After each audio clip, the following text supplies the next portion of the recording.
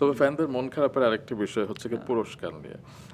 আমার যেটা মনে হয় যে তুমি যতটা ভালো অ্যাক্টর ততটা তোমার কাছে পুরস্কার আসে না এবং পুরস্কার ভাগ্য কিছুটা খারাপ। কারণ নডরায়ের জন্য অনেকে জাতীয় পুরস্কার পেয়ে গেল, সোনেরাও জাতীয় পুরস্কার পেল, কিন্তু তুমি পাওনি। পরাণের জন্য বিদ্যা সিনহা মিমের কাছেও অনেক পুরস্কার চলে এলো, কিন্তু পরাণে তুমি এত হাইলাইট হলে কিন্তু শেষ পর্যন্ত পুরস্কার সেভাবে আসে না। দেয়ালের দেশের জন্য অনেক প্রশংসা হলো, কিন্তু আমি শুনলাম যে দেয়ালের দেশ অনেক জায়গাতে জমাই দেওয়া হয়নি এবং তুমি খুব একটা পুরস্কারও পাওনি।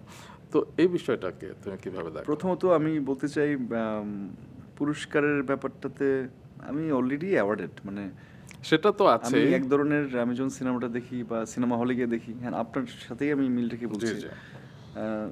তো আমি যে পুরস্কারটা মানুষের কাছ থেকে পেয়েছি বা হলে যাওয়ার পরে, হল ভিজিট করার পরে, এরপরে আসলে এর থেকে বড় পুরস্কার আসলে কি হতে পারে আমি জানি না। এর থেকে বড় পুরস্কার আমার মনে হয় নাই। সো আমার পুরস্কারটা আমার মনে হয় অডিয়েন্সরাই, যারা টিকিট কেটে সিনেমা দেখতে যায়, ওরা তখনই আমাকে পুরস্কৃত করে দেয়। সো যে অ্যাওয়ার্ডের কথা, হ্যাঁ অ্যাওয়ার্ড পাইলে কি হয় অ্যাজ অ্যান আর্টিস্ট, আমার হয়তো বা মোটিভেটেড হব বা একটা ভালো কাজের আমার একটা ভ্যালিডেশন হবে। হ্যাঁ এক্স্যাক্টলি। সো ওই জায়গা থেকে আমার মনে হয় যে আমি ছোট, তো এখনো দেয় না, একটু বড় টড় হলে তারপর সবাই